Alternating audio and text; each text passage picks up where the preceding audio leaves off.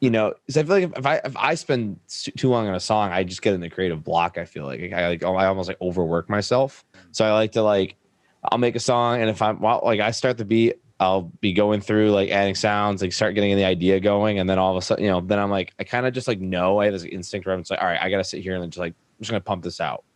I like just sit and grind it out in like 3 or 4. I try in fact 3 or 4 hours usually, and then bounce it, listen to it a bunch for like a day or two, and then just touch it up here and there, and then I kind of just move on. Like I'll kind of get bored of it. Not that I hate it, just kind of, you know, all right, I'm gonna work on something else, and then I just do another song.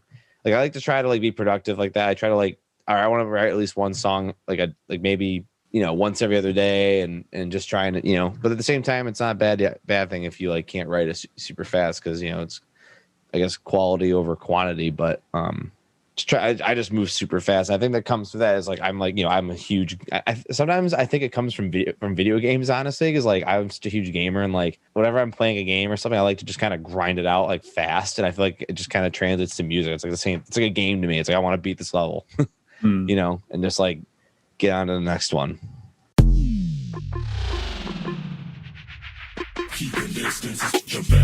Welcome to the Mr. Bill Podcast. I'm Anand Harsh, editor-in-chief of theunz.com, Bill's manager.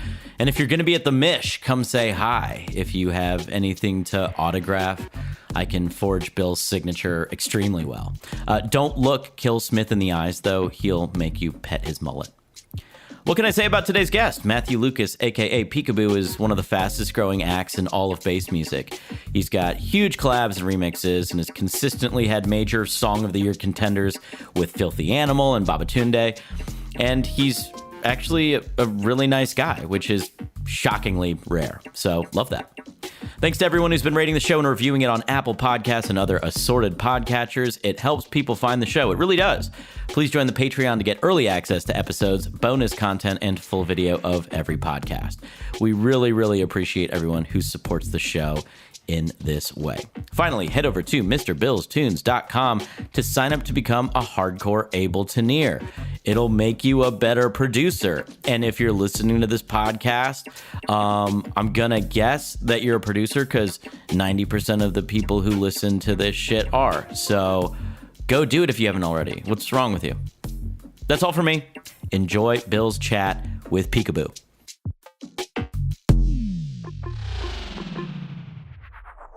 Hey, you're listening to the Mr. Bill Podcast. Hey, you're listening to the Mr. Bill Podcast. Hey, you are listening to the Mr. Bill Podcast. Hey, you're listening to the Mr. Bill Podcast. Hey, you're listening to the Mr. Bill Podcast. Hey, you're listening to the Mr. Bill Podcast. Hey, you're listening to the Mr. Bill Podcast. Hey, you're listening to the Mr. Bill Podcast. Hey, you're listening to the Mr. Bill Podcast.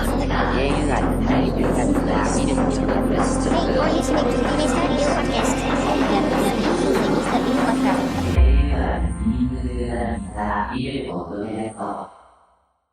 Yeah, man. Well, thanks for coming on the podcast. I appreciate it. Yeah, absolutely. Thanks for having me. I loved it. This is my second podcast I've ever done. So this is I have some experience under my belt. What was the first one? I did one with Willie Joy on his back-to-back series. That was a really good podcast. It was really fun. Did that a couple months ago. Yeah.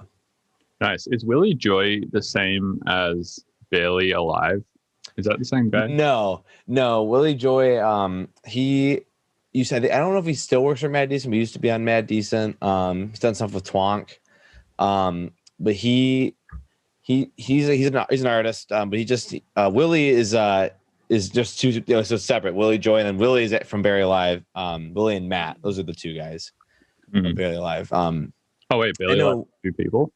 Yeah, it's two people. Willie, I know Willie. I never actually met Matt because I think one lives in LA, which Willie lives in LA, and then I'm pretty sure Matt lives he's somewhere on the East Coast, or something like that. And yeah, they just like work over the internet, I think. And then I guess they can play like two shows in the same night, right? Because they just wear that mask thing. Yeah, I think I'm not sure. I've never seen shows, and I've only seen one person play at a time. So I don't know if one of them is just doing the touring and one of them does just like sits at home and just produces and stuff. But dude, that's the dream setup right there. I feel like. Yeah. But they both know they're both really good producers. Like they work really hard. I love Barely Live stuff. Like it's such good mixed down shit and just so creative. Yeah. I usually in the car listen to heavy stuff, and then when I'm at home, I'm mostly listening to soft stuff. Yeah, same. I can usually when I'm like, oh man, that sounds pretty good, and I like check what's on. It's either Barely Alive or Fox Stevenson or something like that. Mm-hmm. Yeah. Just really tight mix downs. Oh yeah, super tight mix downs, dude. Yeah, I feel like the EDM industry as a whole kind of has just gotten real crazy with how much like 3 kilohertz and up is in music these days. It's just starting to be so incredibly abrasive, I think. Yeah, a lot of kids these days that I've noticed are like really cranking their high ends and shit, and like I'll hear so many songs and like it's just screeching in my ears like on the high end, because I think people are like, oh, higher is better. It's like, not exactly. The speakers just don't represent the highs too well. They're overcompensating. So I got my my A7X's Adams because I love that rhythm tweeter. Or did I say rhythm tweeter? Oh my god. The ribbon tweeter. Nice. I guess you could call it a rhythm tweeter. It's a rhythm tweeter now.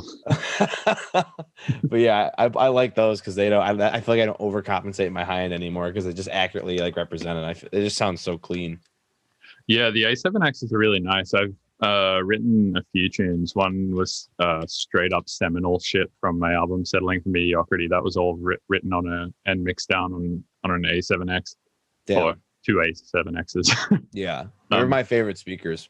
They're really nice, man. Yeah, those ribbon tweeters are sick. Have you used like the bigger version of them? No, but I really, really want to get a pair because I think they're so sick. I just don't really have the. I mean, I kind of have the space. I could easily have them in here because this is my bass. My guitar controller is just sitting in the back. Yeah, no, like I just think my space is just a little too small for those. I feel like just be way too much power just next to my ears. But I've always wanted to listen to them. I know my Lick has a pair of those. I'm pretty sure he says he swears by them. Yeah, Emperor also uses them, and I think Emperor's mix downs are some of the best. Mm-hmm. Yeah, yeah. I noticed you don't have treatment in your room. Is that just the thing you don't like? Or? No, so this basement is just fully insulated, and the only treatment I have is this curtain because I don't have a door, and those stairs lead up to my driveway. My neighbor is like right there, his house. So I put that up just to suppress that. But like, I mean, it just sounds so good in here. I think I want to do some treatment though, just in, for why not? But I mean, I haven't really had any issues. I mean, I've been working on headphones a lot, anyways. Mostly, I'll like start the idea of my headphones, so I feel like I'm like isolated. And I don't have any distractions around me. I don't hear any noises or whatever. And I just know these headphones so well. And then I kind of finish the mix down on the speakers and whatnot.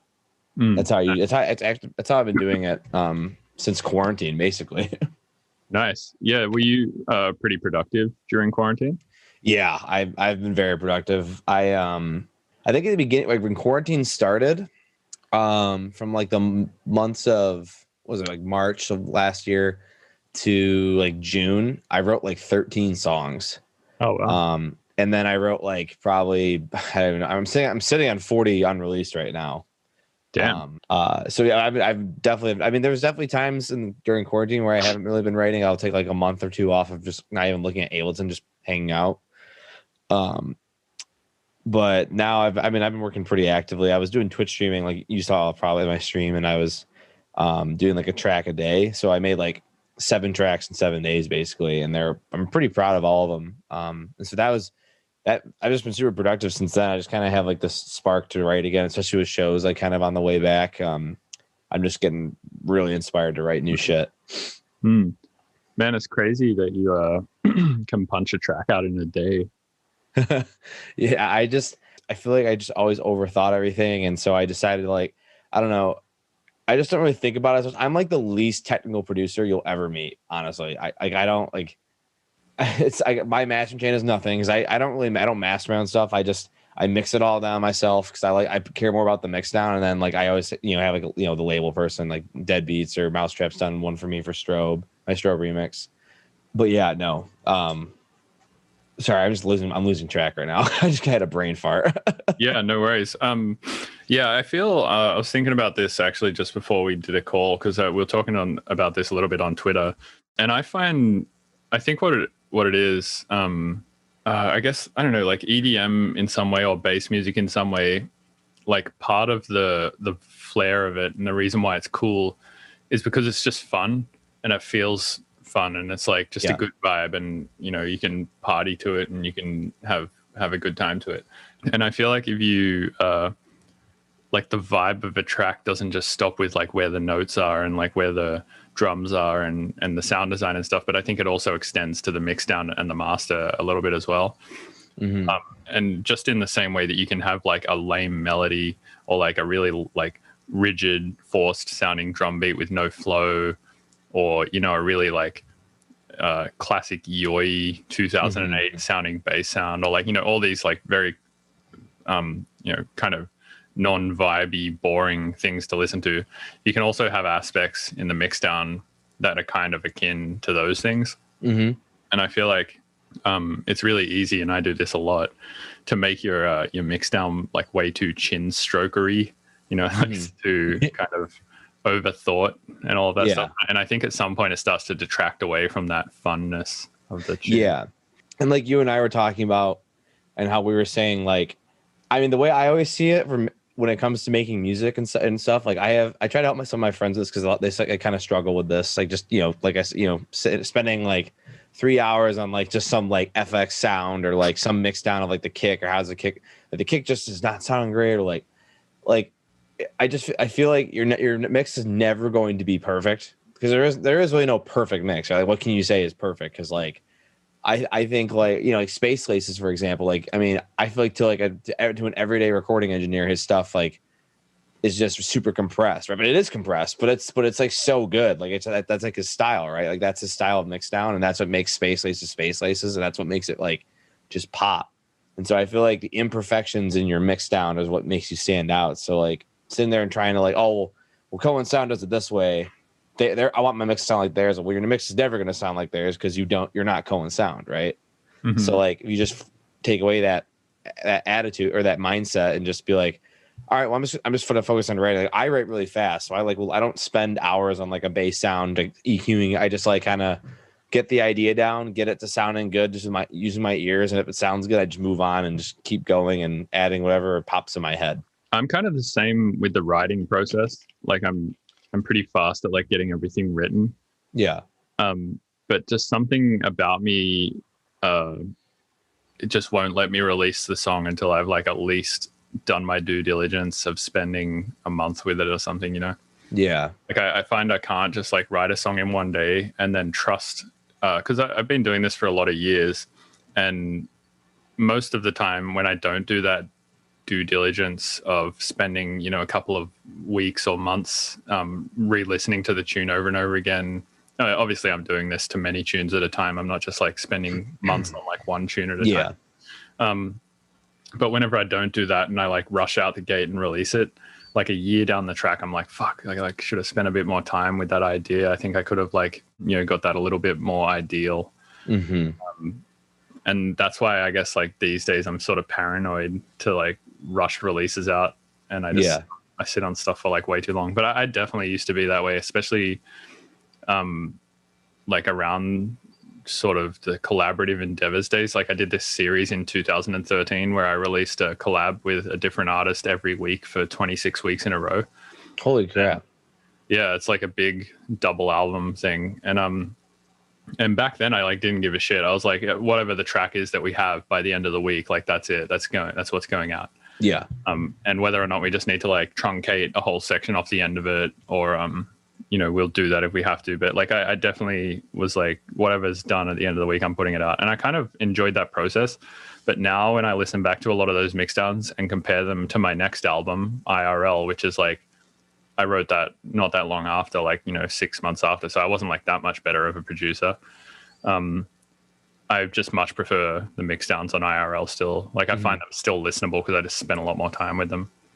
Yeah. And I definitely get like that too. Or I'll like, I mean, honestly, I could say that every single song of mine that I've ever released I look back and I always say like, oh, I could definitely have done that mix down better. I could have done that, turn that down, turn that up and whatnot. Then I always think about it. It's like, you know what? It's like at the same time, I don't have to, because I still like, I think this is, it works. I mean, I'm proud of like my other stuff, you know, my old stuff. And yeah, I could have done some things better. Like, you know, everyone can, but like, I think there's a time you just have to like creatively just let go and like, be like, you know what?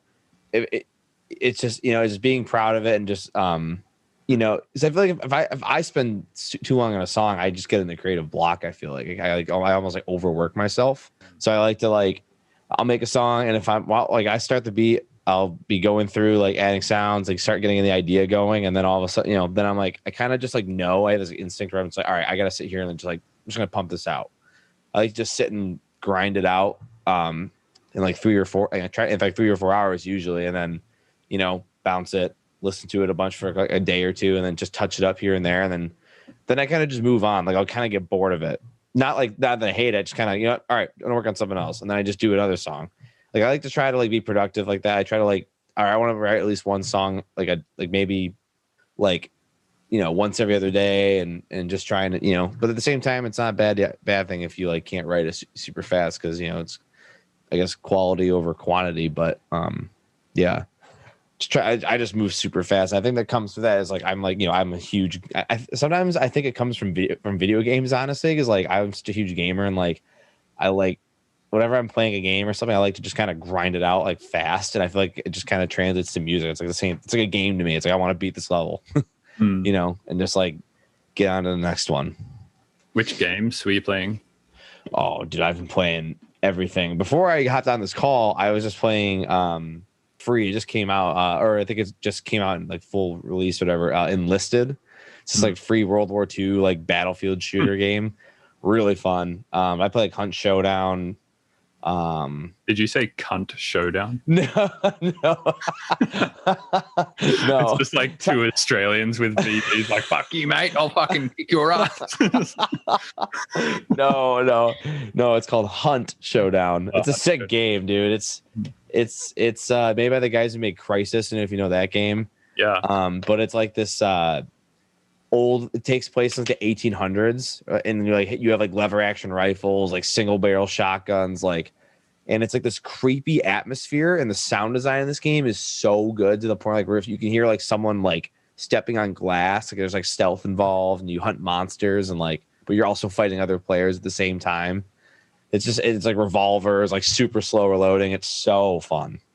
I haven't played it in a while, but I need to start playing it again. But yeah, I just play like everything basically. Well, you know, COD and racing games and adventure games, single player RPGs, everything.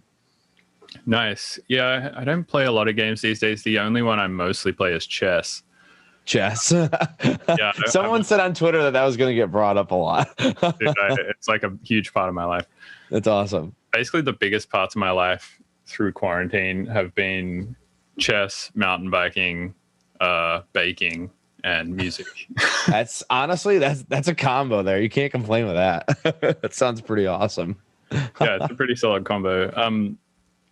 But yeah, I don't know. Kitty. Yeah, this is YouTube. YouTube. YouTube, so I could be like, "What's up, YouTube? It's your boy Bill here with some cat food." Oh my god, I love that. Yeah, she's cool.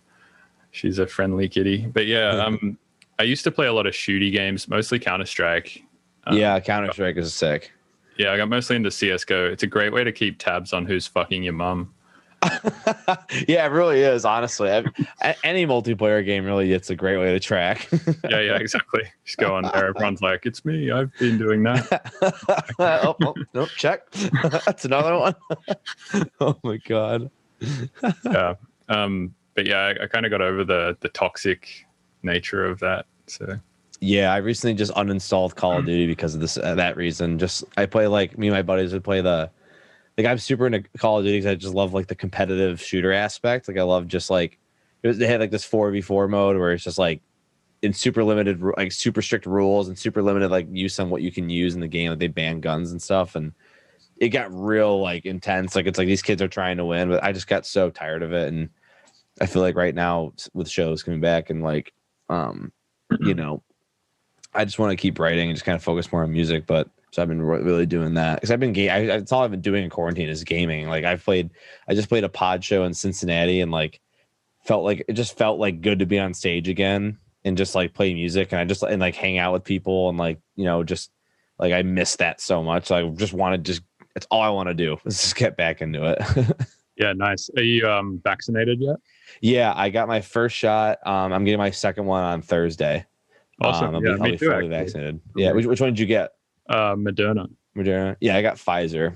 They're I live in Detroit in the Ford Field where the Lions play. They've just been administering like millions like every day. It's crazy. Wait, you're in Detroit? I thought you were in LA. I was in LA. I moved back here. I'm from Detroit originally, but I moved to LA. And I came back literally last year in July.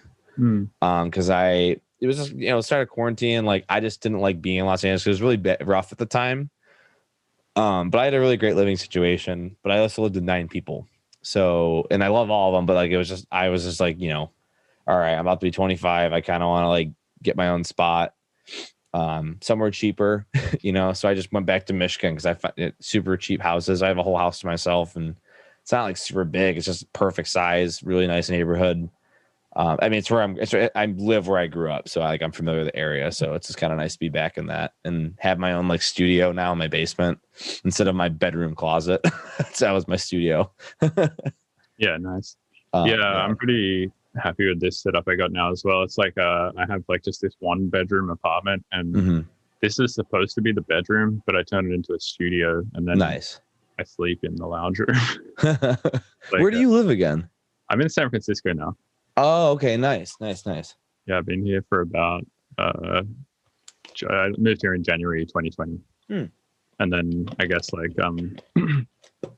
yeah, the city shut down like 3 months after I moved here, so I haven't really gotten to experience proper SF stuff.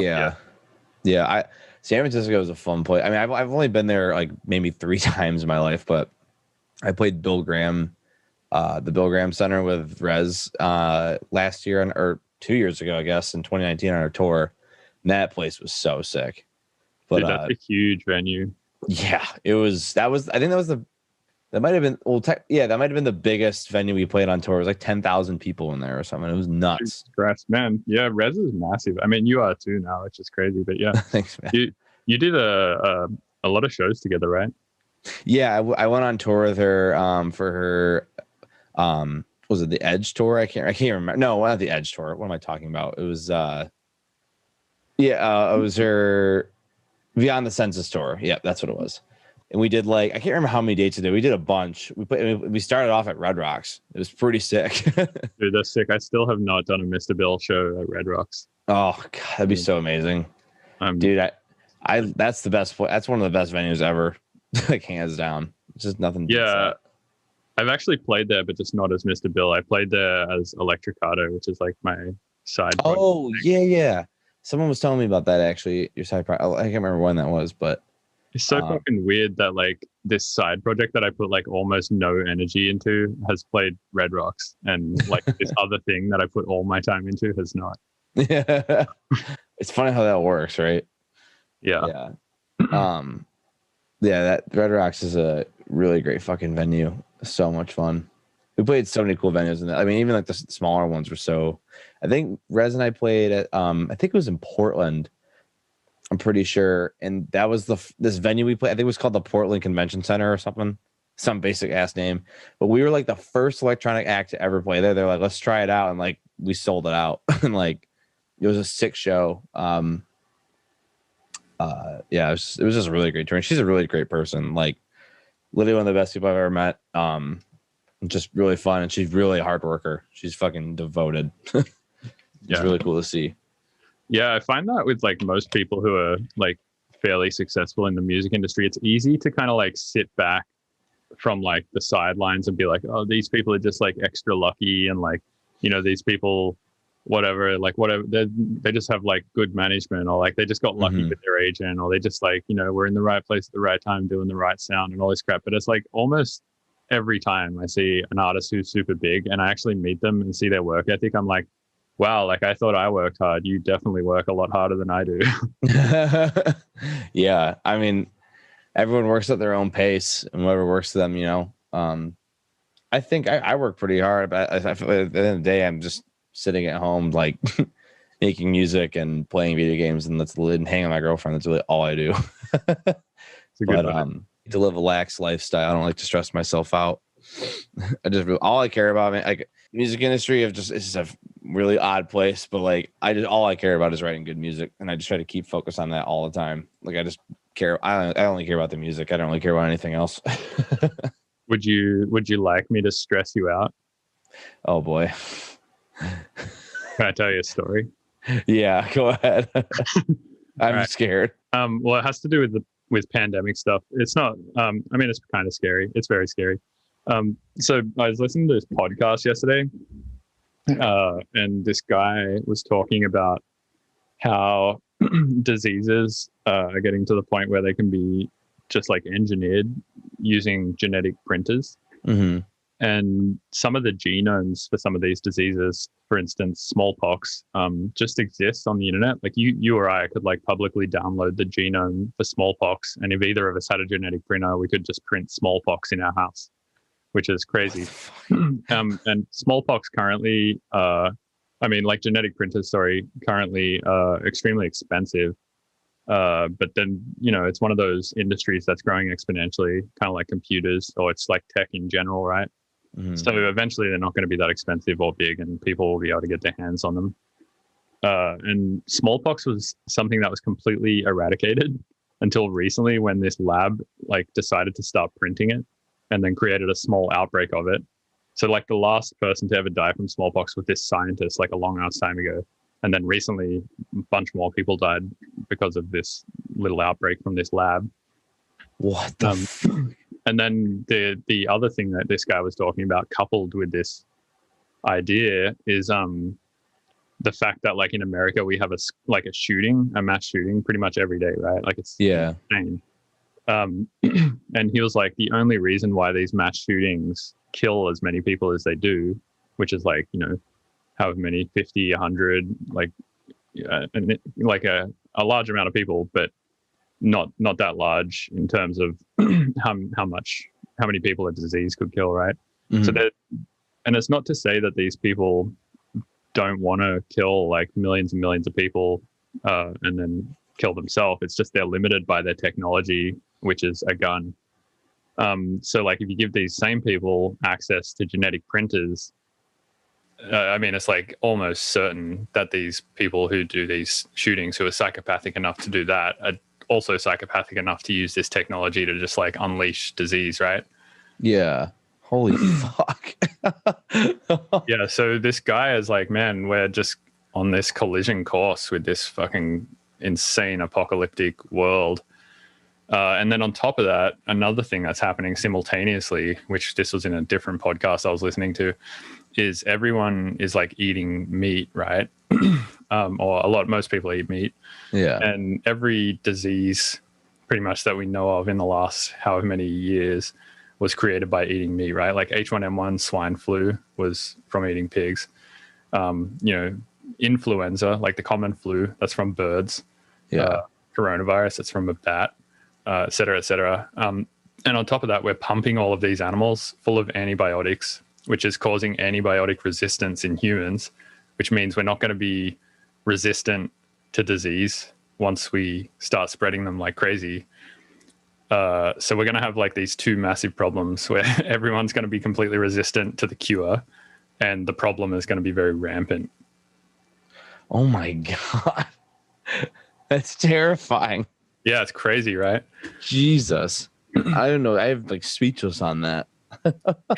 Yeah. God. So that's my cool story.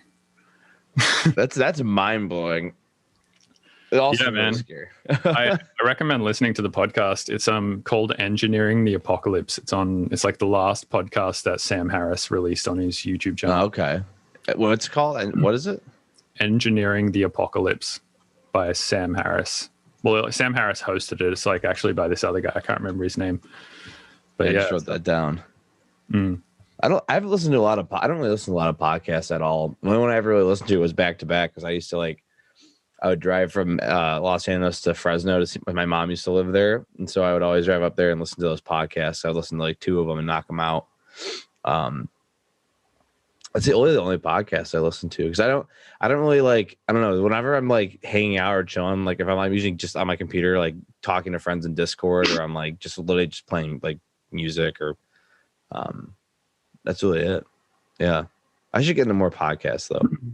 Yeah, I use them as I kind of just like put my AirPods in usually and walk around my house doing housework whilst listening to podcasts, because I don't know, I'm in my house all the time, because I'm quarantining, and I don't know, I have to just like get up and like get away from the computer sometimes, but what else do you do in your house really? Yeah, no, that's like the struggle I find every day. Like it's just like, all I've been doing is just sitting inside playing video games and stuff. But something I just got, you know what a one wheel is? One wheel? Yeah, it's like these electric skateboards that have a center wheel. Yeah. I bought one of those because I've been looking at these things for a while, because I like, my neighborhood is a really great, like it's really like nice, and like it's really great like sidewalks and like parks and stuff. You can like ride these things. So I bought one because I want to just do something outside, because like there's nothing really not really a lot of things to do right now because everything's closed. So I just got this one wheel, and so it's so fun because it goes like 16 miles an hour. It's just it's like a skateboard you don't push. And so I just put in my AirPods. Like I woke up day of Porter Robinson's album came out, and I put my AirPods in and just hopped on the one wheel and just skirted downtown, got some coffee, and just listened to music. And I've been doing that a lot now. I've rode like 60 miles on it, just going around, just doing something different than sitting inside, Are they pretty dangerous to ride? I mean, yeah, I guess I would say they're pretty dangerous. You can fall easily, right? But like at the same time, I say no, because there's a lot of good things about this thing that kind of keep you like safe. It's really smart technologically. It automatically balances you and it learns your body as you use it. And so when you hop on it, it like automatically kind of, and as you're riding it, it's keeping you level to its extent. If you start leaning over and throwing off the balance, then you can fall. But it also has this feature if you're going too fast. So like if you say I hit 16 miles per hour, it has this thing called pushback, and it's like, so if it's like this, it slowly lifts up like this, and it's like, hey, like it's kind of like a warning sign that, hey, you're gonna nosedive, like if you keep going. Because what it does, I think if you ignore it and just keep going, like say you start leaning forward and try to go faster, the motor will shut off and you can literally nosedive and fall right off. Holy shit. You have to be really dumb to like do that, because like the pushback is so aggressive. It's like, hey, like chill out. And if you just ignore it, then you're gonna fall. But like that's why I don't really go that fast. You're like 12, 13 miles an hour, and just get a steady going, steady pace, and you learn it. Fast, I reckon. It is pretty fast. Like it's so fun. Yeah, I've been super into mountain biking and doing even like 12, 13 miles an hour through like a rock garden or something is still, it's like fast enough to hurt yourself. Yeah. I mean, the best thing is like, and the thing about this one wheel is that the tire, you can literally go off road on it. Like you can go on grass, like it's super easy to get up on curbs. It crushes hills, like it's like, and getting off it's super easy. It has like a simple stop feature where like you just lean back and it automatically brakes. Like it does that all the time, so it has like brakes on it essentially. So if you need to stop, it's really easy to. And you kind of just like learn, like I haven't fallen yet. I've gotten close, but like you just got to know your limits. Just can't be an idiot. Like you just got, when you're riding, like don't go aggressively fast when you shouldn't. Like just take it, just enjoy it and chill out, and don't like look ahead, look at the ground. I mean, but like the tire is so big, like it's like it can do anything. It's crazy. I feel almost invincible on it sometimes. I'm just rolling around. I'm like effortlessly just moving my hips, just turning, and but it's just been fun because it gets me out and exploring, and like it just like, I don't know, being outside and getting fresh air, instead of being in this dusty basement. Did you used to skate when you were younger as well? Yeah, I skated when I was like in middle school. Kind of like I stopped like my freshman, sophomore year of high school. Because that's when I got into music. But yeah, I wasn't good. I could ollie. I did one kickflip ever, but I would like literally just set up like planks of wood and just like I'm like 2x4s my dad had in his wood shop, and I would just jump over them and just do that all day. I did ollie a 7-stair once. That was pretty hard to do. That's all I could do. And then I gave it up. I was like, I'm not good at skating, but I liked riding my skateboard around. So that's how I kind of picked up the one wheel easily, is because I know how to ride a skateboard, Yeah, I've tried to skate a few times, and every time I have, the board has like gone out from under the front of me, and I've like fallen backwards, and that's happened like 2 or 3 times, and then I'm like, fuck skating. Yeah, dude, it's so hard. That's why like I follow a bunch of like skateboarders and like skate companies on Instagram, because they're like the clips that they post of these guys. Like, I think skateboarding is such an art form, and I think it's so hard to do what these people do, and I think it's like underappreciated. Like, people just think they're punks, but like it's like these guys are like they're professional athletes. They're doing crazy shit. Like, it's not easy to do, so I respect it a lot. Yeah, I mean, it's hard to appreciate things that you've never done, right? Because like if you look at, say, I don't know, like Alex Honnold climbing that like huge wall in the movie, documentary Free Climb. Have you seen it? I've seen that. Like, you look at that and you're like, yeah, that's insane, because like he's climbing this huge thing with no ropes. Yeah. But the thing that you think is insane is just like how dangerous it is and how high it is, right? Like, you don't actually appreciate how hard it is to climb that shit as well. And having just got into like rock climbing recently, I have like a new whole appreciation for that shit. It's just like the certain things that he has to hold on to. It's crazy. It's like there's these tiny little nubs that are like the size of like the fucking 1/8-inch jack that he's like holding onto with his fingertips and shit. It's nuts. Yeah, that documentary had me on the edge of my seat the entire time. The way it was shot too, like that one scene where he's like I think he's like climbing that rock, and like the camera I think kind of is like upside down, and it like goes over him, and it's just like you look just straight. It's like holy, you get like you get the depth of what he's doing. It's like, oh my god, it's crazy. It's nuts. It's also like when I watched it, I was like, surely he's not like risking his life, really, right? Like he's like 99% sure he's like gonna make it, right? Yeah. But that's not true. Like when he was practicing it, that like one section where he either had to like put his foot out and do that like weird hold thing or jump, like that was the only 2 options to get like past this one section. In training, he failed at like 50% of the time. So there was like a 50-50 chance basically that he was going to die doing that. Yeah. It's crazy. Fucking nuts. Oh my god. Hey, so I got like a bunch of questions from both Twitter and Discord that I posted about, saying like, hey, you want me to ask Peekaboo anything? Let's go. You want to go through some of them? Yes, absolutely. Let's do it. Somebody says that side project though. Do you have a side project that I don't know about? Yeah, I started the side project this like a month or maybe a couple months ago, because I was writing a bunch of I was kind of getting tired of writing dubstep. Not because I hate it. It's just like, I was just writing it over and over and over. I kind of wanted to just write I don't know, I don't really know what to call it. It's kind of just like hip hop beats, or like kind of the melodic aspect, stuff that would not be like Peekaboo stuff. Doesn't really sound like Peekaboo in my opinion. It's called Elixir. It was called Alchemy, but then some really small, the guy didn't really have any recognition. He just messaged me and was like, hey, he was really polite about it. And he was like, hey, I've been trying to do this for 6 years, trying to build this name.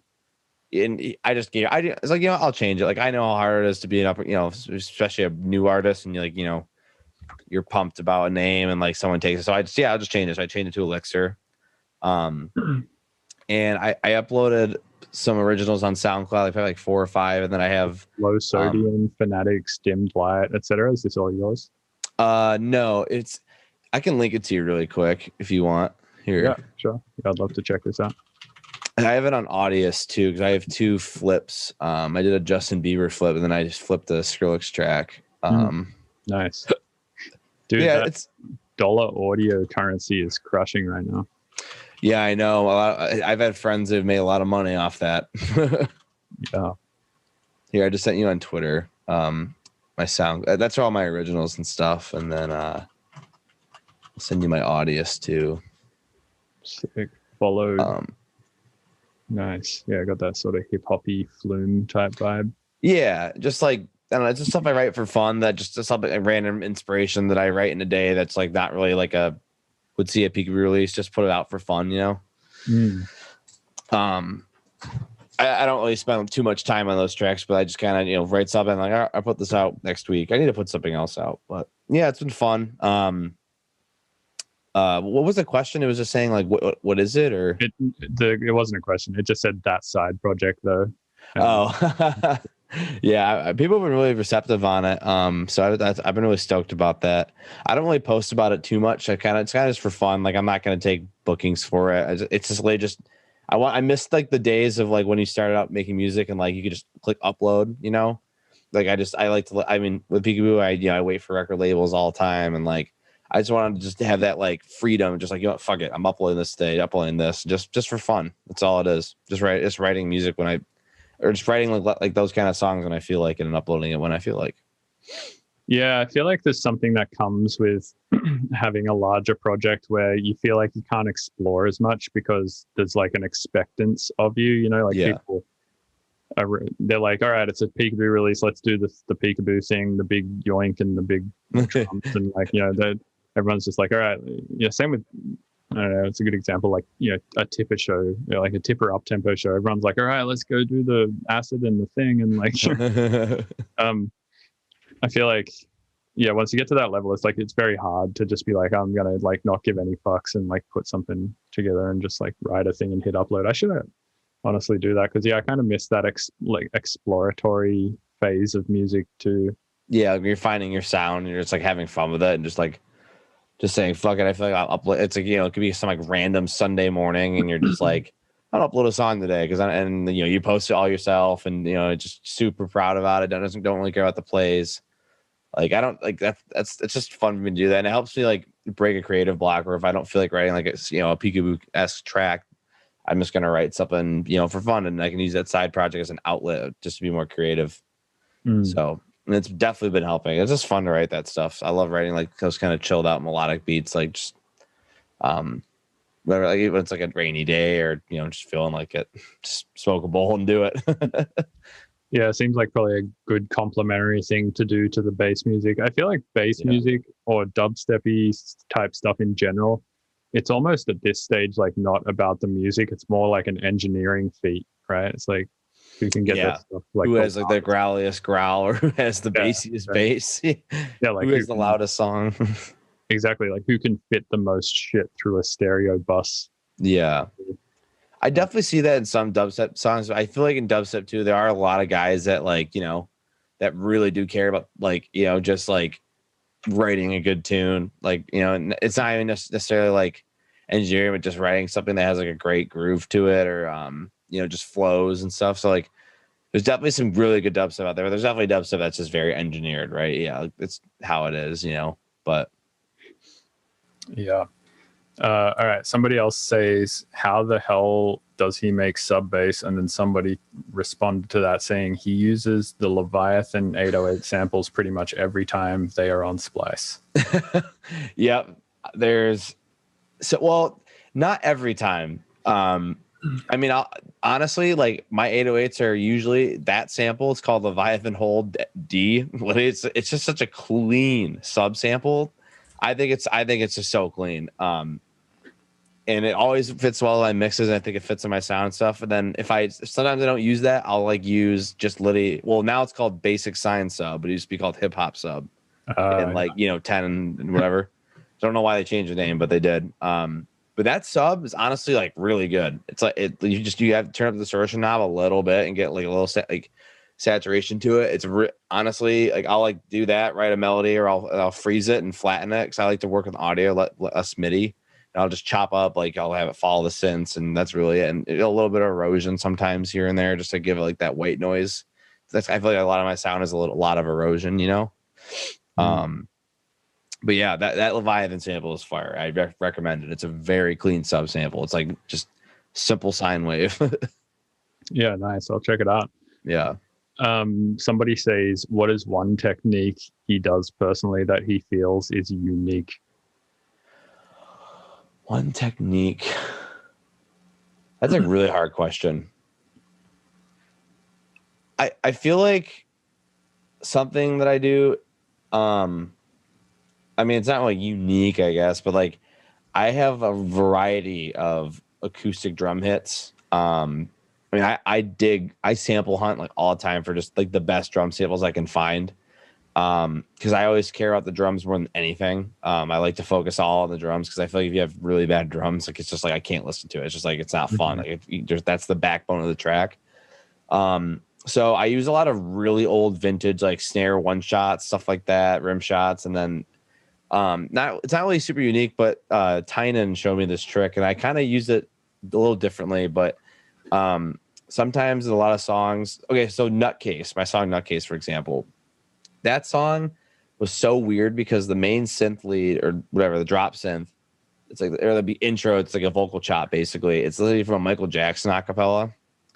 And I just like pitched it up and chopped up like different phrases of like, or just different cadences of his like voice and like made my own melody out of it. It was really weird. I do that a lot. And then I'll take like for on a bass line, like I'll take like something I do that's kind of unique is I'll take like Leviathan sample at the main subline. Then I'll duplicate it and I will reprocess it. So I'll like cut all the lows out, probably usually around like 800 or 900. And I'll just like add distortion, white noise. And then I'll take Max for Live. If you own Ableton, to anyone who's watching this, they have like a Max for Live packs on Ableton's website. And you know about them too, I'm sure. Like those like it's called Max for Live Essentials. And it has the LFO tool, which you can literally map to any parameter on Ableton, which I love. So I'll take that. I usually will take a frequency shifter and I'll put an LFO parameter on frequency shifter and put it on the fine knob. And I'll like crank the offset to all the way to 1. And then I'll just kind of like move the frequency on frequency shifter a little bit. And it turns into an LFO. So it just changes the frequency and kind of just does this.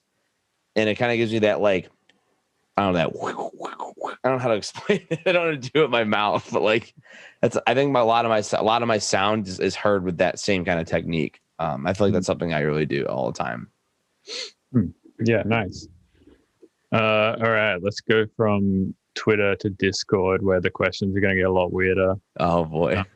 All right. First one is when he wipes, does he go front to back to front, or side to side? Front to back to front. Definitely front to back. I like a nice like upstroke, you know? Like you just got to do it. You got to just clean that way.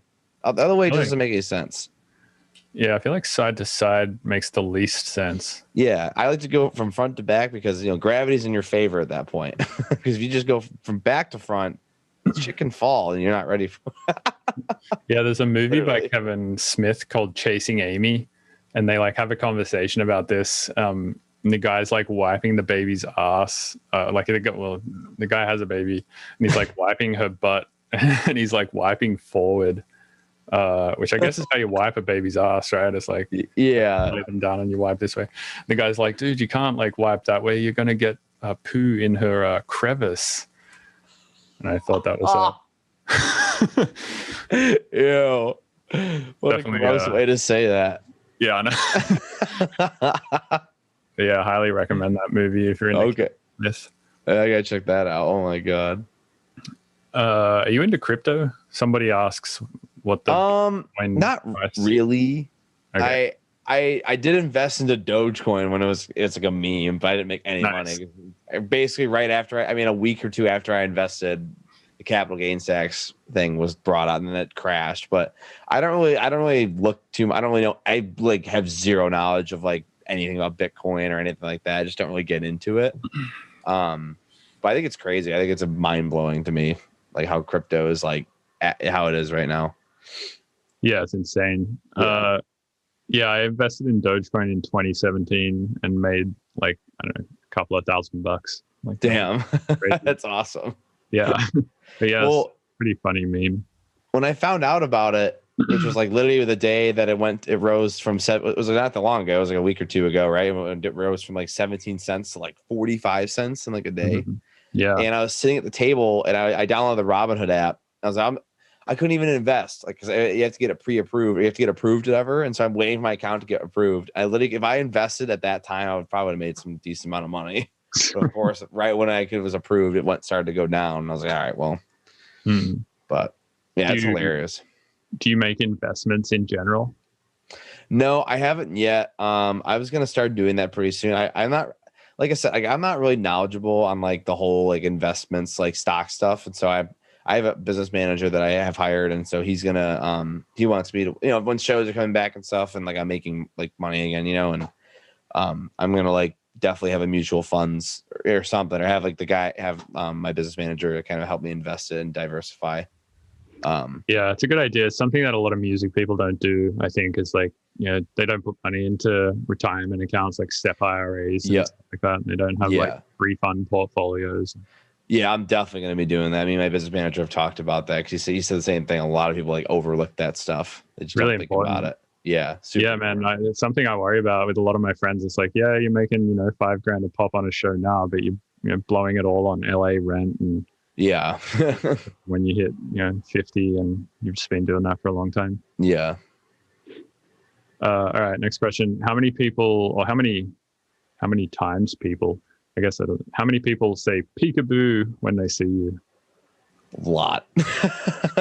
a lot. You know, a lot. The big thing when I'm at festivals that everyone always does is when I'm like walking by and they recognize me, they'll like go, hey, I look over and they just go,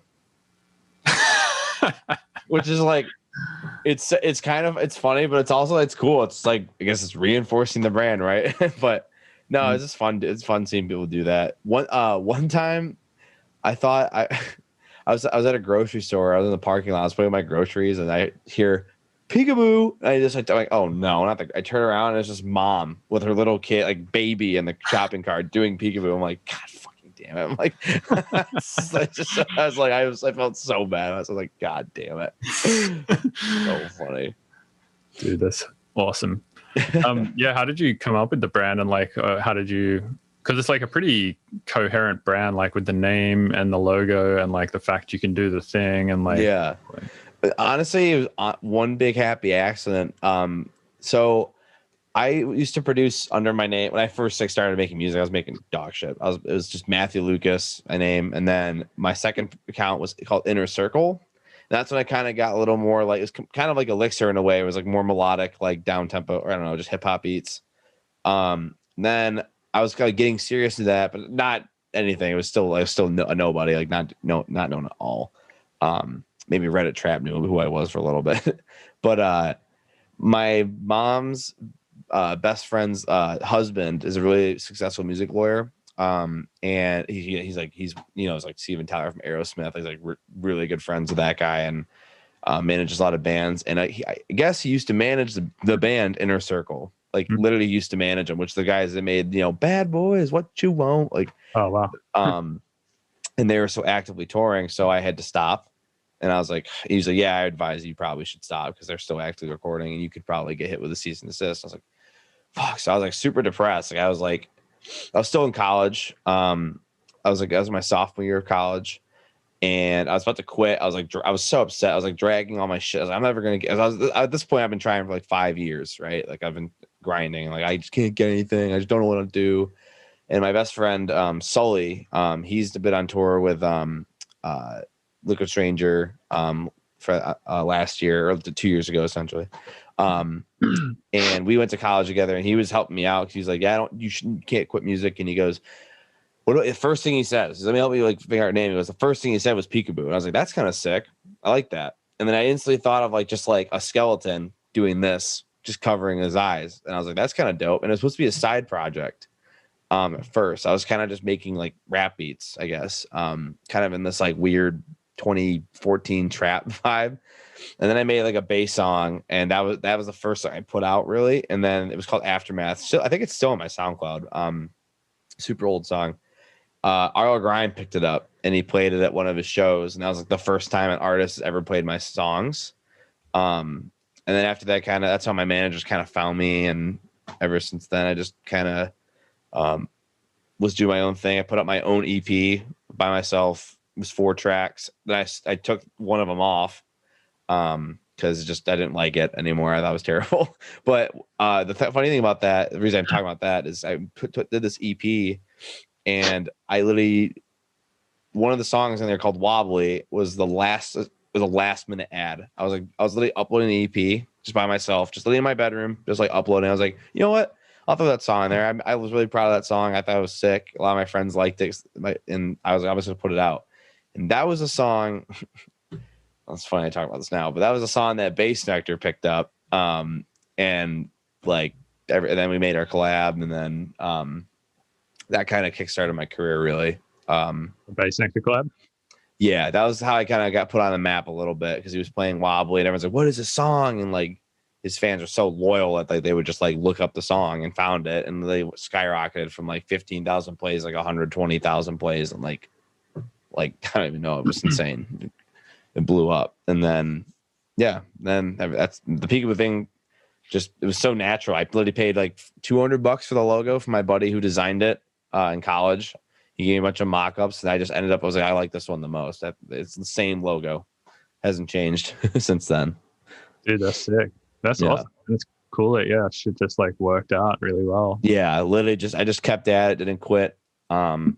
Just grinded, and just, I knew that one day it would happen. And I was at the point when I got hit up from Bass Nectar with the collab and stuff, I was like, okay, well, I was going to my senior year of college, and I was like, okay, well, if I'm doing this right now, if I have a collab with Bass Nectar, then I think I can do this. Like, that was like my sure sign. Okay, I can do this in the industry. Like, if he thinks it's good, like, or, I was in that mindset, I can do this. Like, fuck it, I'm doing this as my career. So I was going to school for audio engineering, but like, it wasn't like, I was like doing like film. I was in studios recording bands and doing live sound, which was cool. It's not what I wanted to do. And so going into my senior year of college, I probably wouldn't have graduated even for another like 2 or 3 years, because I was so behind on like these certain credits for music school. What was so I just, where you went to? I went to Western Michigan University in Kalamazoo. It's on the west side of the Michigan. It's a party school. It's like 30,000 kids, 20 to 30,000 student body. Pretty wild parties, but that's how I learned how to DJ. I would DJ parties all weekend with all my buddies who are still all friends with today. We all moved out to LA because I dropped out going to my senior year. I was like, I'm done. I want to go move to LA. I drove out there by myself, packed up all my stuff. I came out there with like $2,000, which is nothing for Los Angeles. And I slept on the kitchen floor in a 3-bedroom apartment with 5 other people for 8 months. Yeah. That's kind of, I grinded and made my first EP in that apartment. Why do that rather than just make the music in Detroit? Well, the reason I moved out there was because all my friends were going to Icon Collective. I didn't go there. I was thinking about it, but I was like, you know what? I don't think I really need it. I don't think it was too much money, like $20,000 at the time for me. But they all went, and they benefited from it greatly. It's a really great place. And we lived right across the street. It was all my friends. It was like all my friends that I DJ'd in college with were all trying to do music. So I was like, it was really inspiring to just like, fuck it, I'm going to do it too. And so we all went out there, just worked our asses off. And some of us, I mean, it's solely my best friend. He's like been touring now. It's crazy. Even I haven't came up together, and we're playing like festivals together, and just shows in general, and it's just cool. We worked really hard. That's why I moved to LA. I just wanted to like get out to a new place, kind of learn how to be on my own more. Because I moved across the whole country, and also my mom lived 3 hours north, so I was like, okay, well, I've still got family here, so it's cool. And I loved it. I loved LA. It was great. It was a great time. And then we moved out of that apartment. Got a 7-bedroom house. Had 9 people. It was literally made for musicians. I swear. It was like this long hallway. And there was like doors, like bedrooms off this hallway, just like door on the left or on the right. And each bedroom was just like, it had like a bunch of plugs. It was all equipped for studios essentially. So my studio was in the closet, but each one of us had a pair of studio monitors, and we're all making music. So we could all like reference, and we would DJ in the weekends, live stream. It was so fun. Damn. Really great time. Yeah. Oh man. Yeah, that sounds great. Yeah. The next question is, what is the worst pun that people make about your name? The worst pun, probably Peekaboo. Peekaboo. Yeah. And one of the, it's funny. One show I played, it was like one of the first couple shows that I played, and I started touring. It was me. I opened for Essex. It was me, then Of the Tree, or I think it was Of the Trees, then me, and then Essex. I can't remember. And it was a sick show, but on the ticket, like on the actual ticket you buy, it said Peekaboo. Like they had like a spelling error. Yeah, how did they fuck that up? I don't know. The promoter was like, "Oh, isn't that hilarious?" I'm like, well, it's kind of funny, but like, what the fuck? Like that, my fans are buying this ticket, and I was kind of pissed. It sounds like it's not funny. It's like, but at the same time, I was like, it's kind of funny. But yeah, it's the worst one I get. I hear that all the time. Or I have another pun. People say peekaboo, and there's these fans that literally made like 100 of these t-shirts, maybe a lot more, made these t-shirts, and it's literally like my logo, but they morphed it so it looks like it's literally an ass, and there's an asshole, and it's literally like it's spreading your cheeks. Dude, it's my logo type font. It says peekaboo. Oh, that's hilarious. It's so funny. Peekaboo or Peekapoo with like goatsy, but like your logo meshed over goatsy or something like. Yeah. Dude, that was a funny pun on my name. I thought it was hilarious. That's actually pretty god tier because like it takes the brand to like meme land, and yeah. It is Pikachu, it's like okay. Yeah. Oh yeah, that's a good one. Yeah, the worst ones I get is like people call me like Bilbo Baggins, and then also your mum's Bildo. Also, because my name is Bill Day, a lot of people call me Bill Gay. Oh my god. That is people are so creative. Yeah, that's like the worst ones I get. All right, next question. Yeah, this is kind of a good question. What are your thoughts on hyperpop, and what are your top producers that you like with less than 5,000 followers on SoundCloud? So it's kind of two questions. I honestly don't really know what hyperpop is. Me either. Like, what does that classify? Yeah, I'm assuming it's basically like vocals with a shitload of auto tune on it and distorted 808s. So I don't know any of that. I don't think I know anything. To 100 gecs. No. Okay, that's like I think the pinnacle of hyperpop. I'll look up like a hyperpop playlist on Spotify and get culture, because I have no idea what that even is. What was the second question again? It was like, what are your favorite producers on SoundCloud with less than 5,000 followers? So just small producers that you really like. Let me pull up my SoundCloud. One of them, I just found this kid, and he goes by AVL. And he's from Dallas, and this kid sent me a song on. It's the last thing he put out. It says Childish Gambino remix. Oh yeah, and he put it out. He sent it to me. This kid literally has 451 followers, and that song is sick.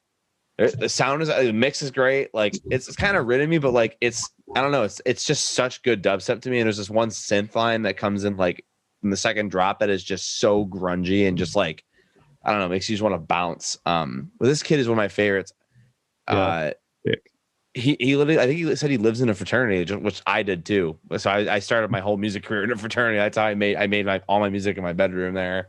Dude. And he's kind of the same. That's one of them. God, there's so many. I couldn't even tell you. Like lower than 500 followers. 58. Oh, you should check out 58 Dust. Lower than 5,000 followers. Oh, 5,000. Oh, okay. Well, another one, 58 Dust. You'll like 58 Dust. He's a local Michigan guy. I compare his music to like Cohen Sound Level in a way. Dude, this is so good. Yeah. Yeah, he's sick. What? Super sick. Dude, fuck, people are so good at producing these days. It's crazy. I know. There's this dude that I've been working with a bunch lately. His name is Eli Derp.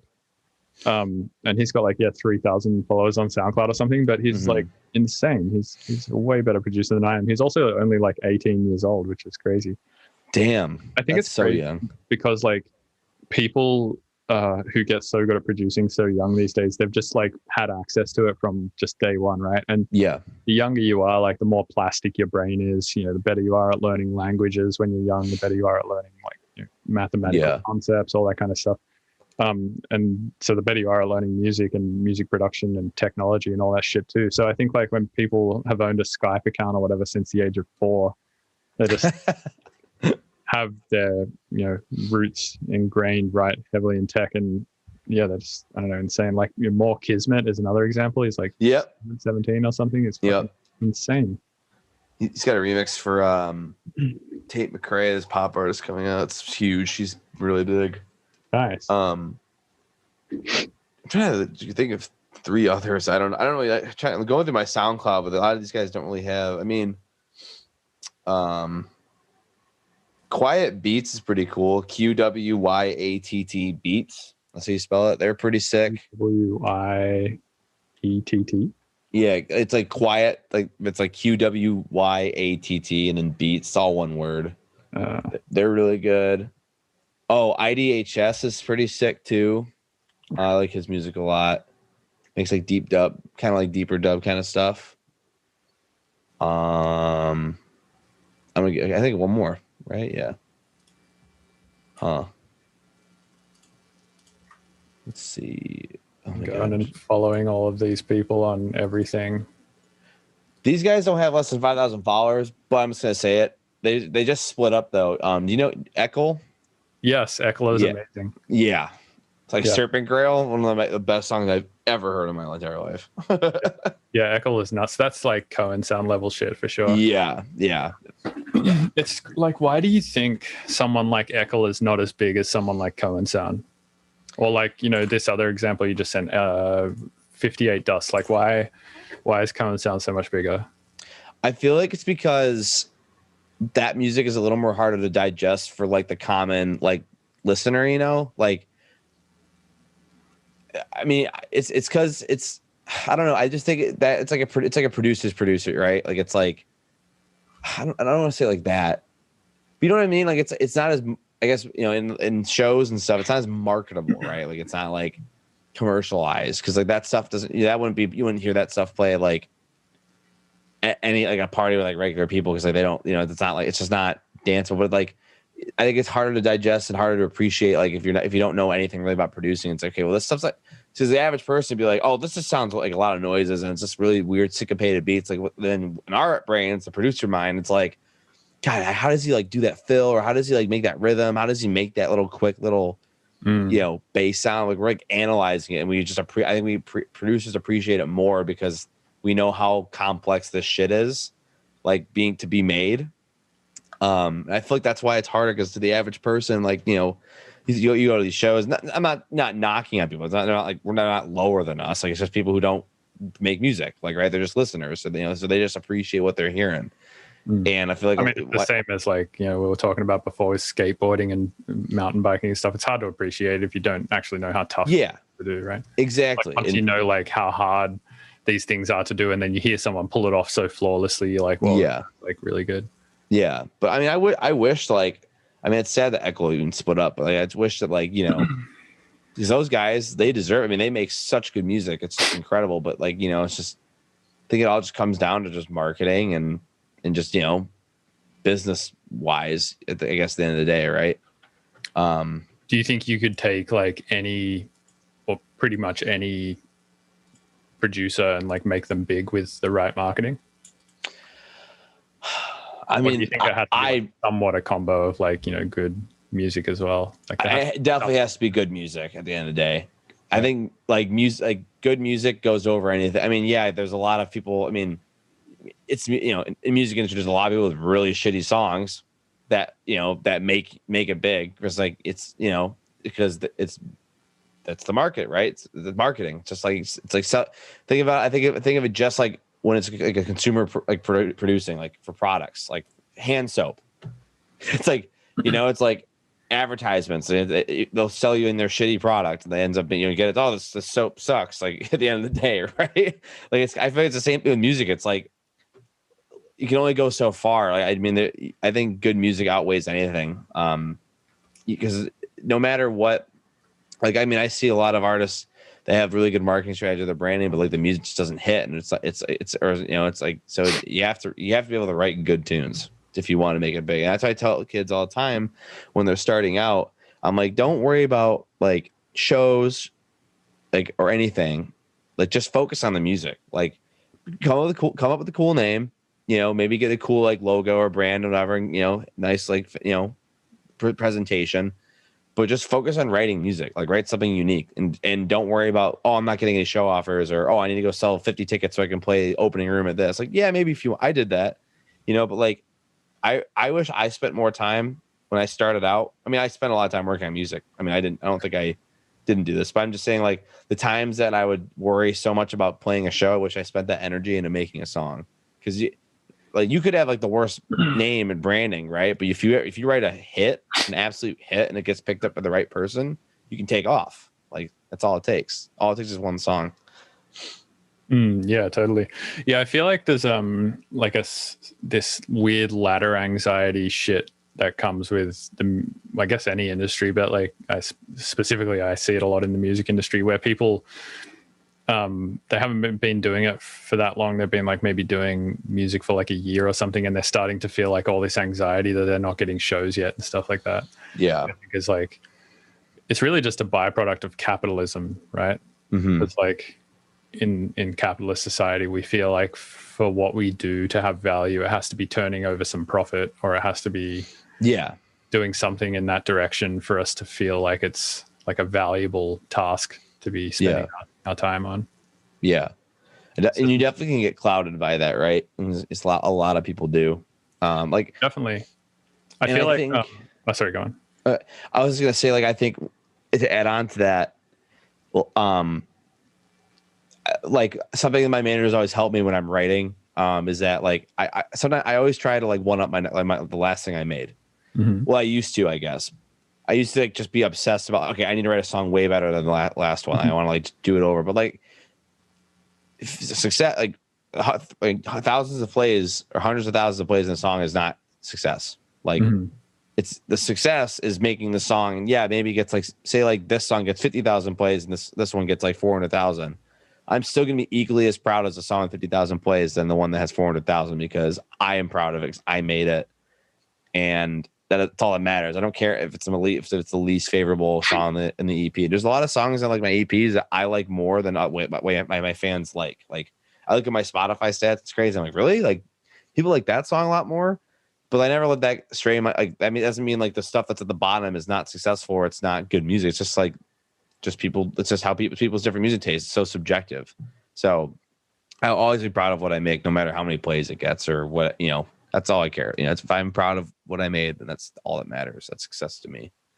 Yeah, I think there's like also something to be said for being like really happy with the shit that you're making, because it kind of like oozes out of your project a little bit. Like, if you're making something that you don't really like, you're on stage just like going through the motions with your DJing, and like you're just going through the motions with releases just for the sake of putting a release out every month because you feel like you'll become irrelevant if you don't, and so on and so forth.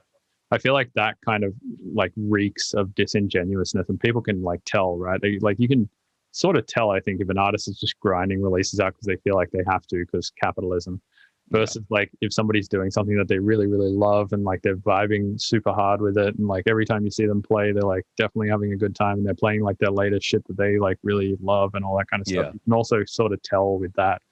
I think a great example of that is Space Jesus. Like when you watch a set of these, it just like, it feels like you're partying with somebody, and it feels like, he's having a lot of fun and all that sort of stuff. I don't know, is he canceled or?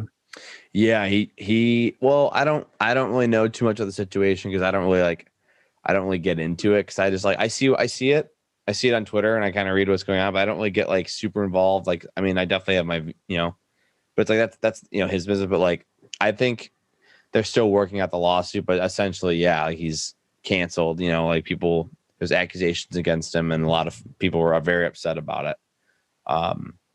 And I haven't seen him talk or tweet, or I haven't seen him anywhere in a long time. So I have no idea what the current situation is, but yeah, essentially he is canceled, I feel like. Yeah, man. This shit just like keeps happening in the music industry. It's crazy. I mean, I guess that happens in a lot of industries. Like it happens obviously in the comedy industry and the film industry a lot as well, but I mean, it's been specifically bad, I feel like, in the last few years in the music industry. There was like that sick thing, and then there was the what was the one after that? I can't remember, but I mean, obviously the big one lately has been Bass Nectar, which was fucking crazy. I saw Vice just wrote an article on that, which was nuts. I was mentioned in that article. Yeah, so was I, because I had you were too. A podcast episode with Dylan and Mimi Page, which was Yeah, crazy. Dude, he just sounds like crazy manipulative.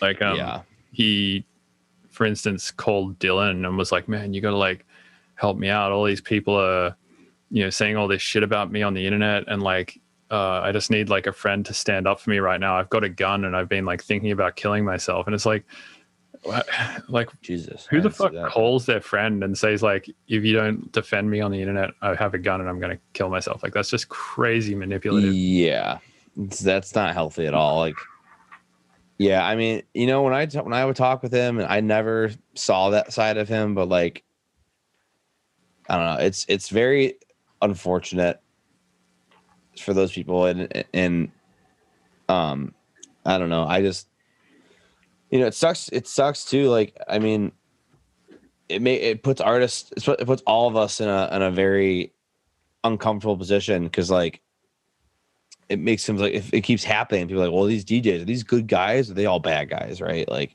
and I know a lot of, I've seen, we've all seen it, like, it's like, it's easy to live the rock star life, right, and live that way, and it's like, but no, it's like, I don't know, I think that's when people get too money hungry and get too carried away with the success and fame, and they think that they're just invincible, when at the end of the day, like, we're humans, and like, just because who you are doesn't mean, or how big you are doesn't mean you can just like you know what I mean, like, you're not invincible. I feel like people just forget that they're writing beats. Yeah, that's a great way to put it.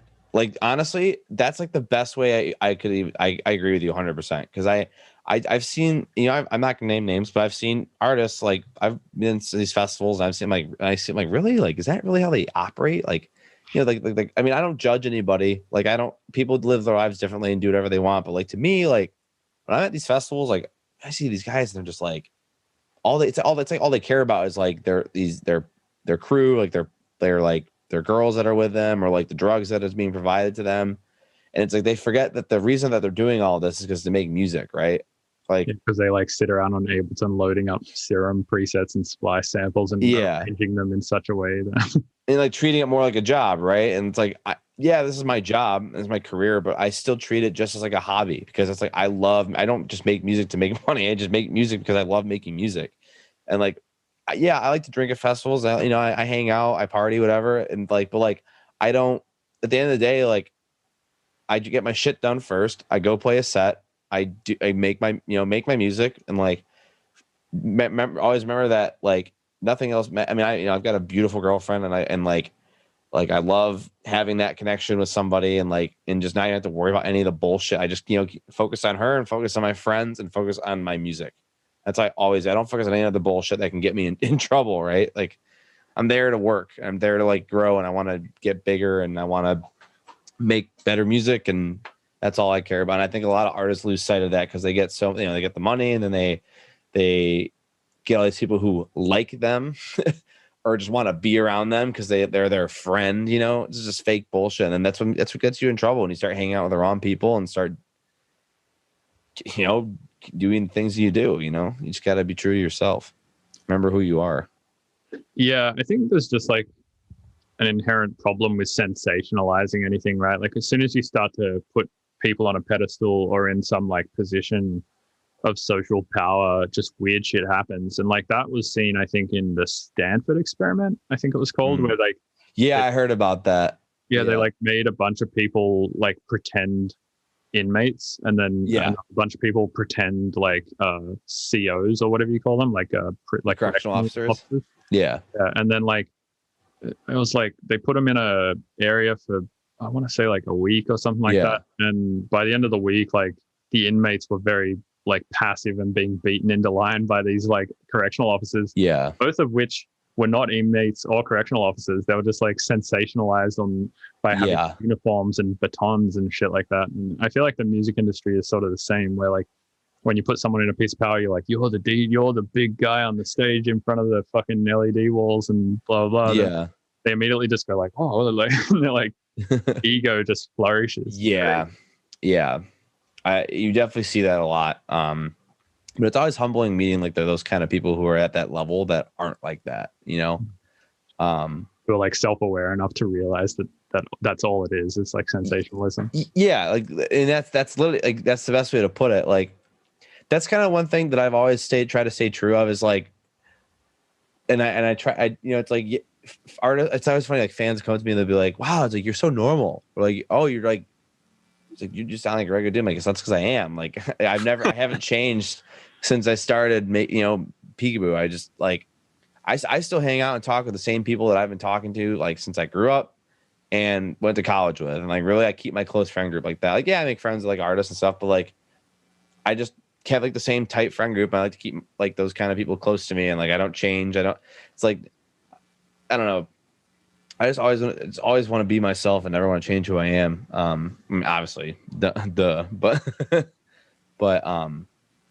yeah, I just think it's so important. Like, especially when we get, fame and we're on these stages in front of thousands of people, we don't think that we're like just invincible to like being a dick. You know what I mean? It's like, treat people how they should be treated, and you're no better than anyone else. Everyone's equal. Yeah, that's a good way to look at it. Well, it's awesome, man. It's good to hear that you're keeping your head screwed on during your success. Yeah, thank you.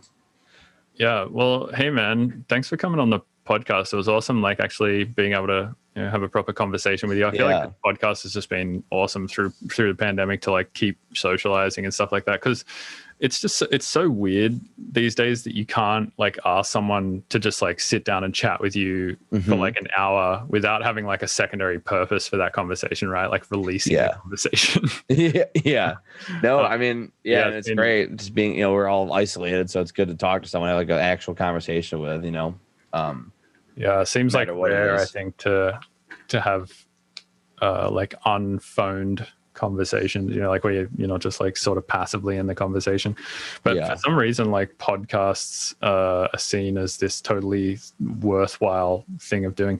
And I also think the reason why people enjoy podcasts so much these days is for this reason, because like these types of conversations are so rare to be had, because like everyone in a conversation usually is on their phone or like on their laptop or like on Discord or something like that. That like when people see an actual two people or more engaging in like an actual conversation for an hour, they're like in awe of it. They're like, what's going on? That's crazy. It's like, well, I'm gonna get in this. Like, exactly. Yeah, that's awesome. Yeah, I appreciate you having me on, man. I was stoked you asked me, and I'm down to even do it again and talk anytime. I love just talking about anything. Dude, absolutely. Yeah, I've kind of got like a roster of people that I just cycle out like over about a 12-month period at this point. So we should do it again in like a year, and hopefully by shows will be like well and truly back. And I'm really interested to hear how your experience is going back into that. Yeah, I'm so down for that. That'd be really fun, man. I'm so excited for that. Hell yeah, man. Well, yeah, thanks again. Yeah, dude, thanks. I'll hit you up on Twitter sometime and let's swap some tune stuff. I'll send you a playlist of shit. I got tons of stuff you can listen to and download. Yeah, absolutely. I have like an entire album that I'm about to wrap up, actually. So. Yeah, I want to hear that 100%. Fuck yeah. All right. All right, man. Have a great day. You Peace. too. Hey, thanks for listening to the Mr. Bill podcast. These episodes are edited and uploaded by Robert Fumo.